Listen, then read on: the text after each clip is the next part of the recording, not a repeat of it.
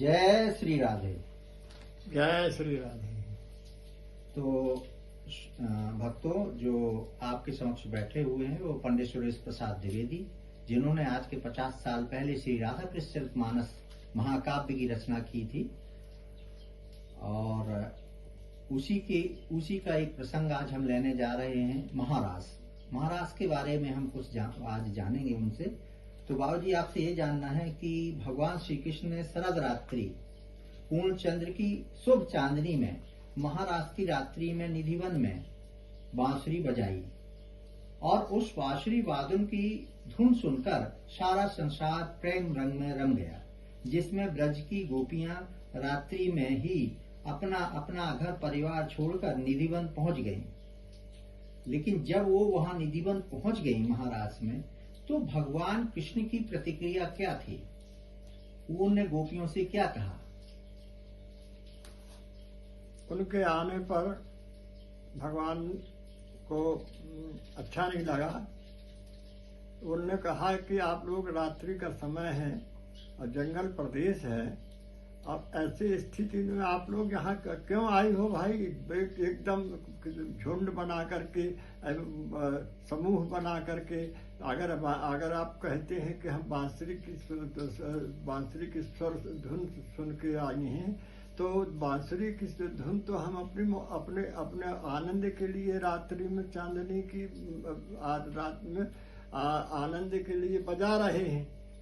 आप लोग तो आप लोगों को अपना घर, अपना परिवार, अब रात्रि का समय, वन प्रदेश, ऐसी स्थिति में आप लोगों को नहीं आना चाहिए।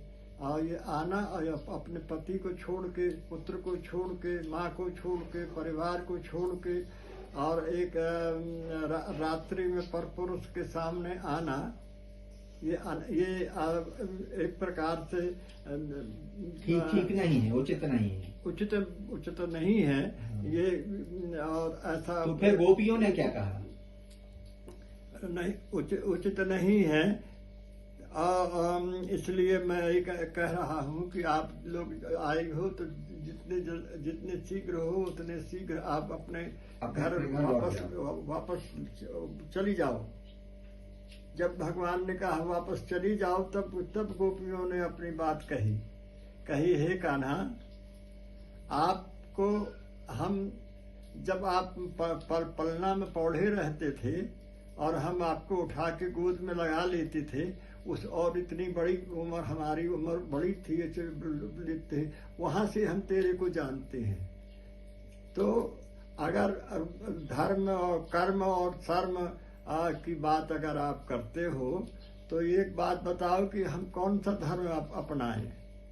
क्योंकि हमने देखा है कि जब पूतना को 7 दिन में आपने राक्षसी को मार दिया, और बड़े बड़े जो राक्षस हैं उनका आपने हाथ पकड़ते ही समाप्त कर दिया है, तो आप कौन हैं? तो क्या हम नहीं जानती हैं? अगर हम जानते, अगर आप कहते हो कि पति को छोड़ा, परिवार को छोड़ा, तो हमने छोड़ा नहीं है, आप ही छूटे घर परिवार। ये कैसी? आप ही छूटे घर परिवार, नहीं कछु साधन जोग सहारा, को कह ब्रह्म को भगवान, हम जाने न तुम हमरे प्राण। जब वो बाबूजी वहाँ कहती हैं कि आप पतियों को छोड़ के आए और आपका धर्म है, अपने पतियों को देखिए, आप यहाँ कहाँ आ गई रात में। तो जब ऐसा कहती हैं तो वो सुनती रहती हैं, उंगली तरह गोपियां सुनती रहती हैं, उंगली के दांतों तरह उंगली दबा के पैर हिलाते हुए। और बाद में सुनते सुनते जब भगवान को पति उत्तर देती हैं, तो वो भी अवाक रह जाते हैं। क्या ऐसा है? और वो उसमें ऐसा कुछ पाइए कि पति के पति स्वामी के स्वामी, हम जाने न तुम अंतर्यामी, यानी वो पहचाने कि तुम पतियों के पति हो हाँ और स्वामी के स्वामी। हाँ फिर कैसे कह रहे हो? अंतर्यामी। और अंतर्यामी। अब तब अंतर्यामी हम अब जानते, आप किसी के पति, तो इस प्रकार से हम आपको आप हम, हाँ, तो इस प्रकार आप एक हम अच्छी तरह आपको जानती हैं।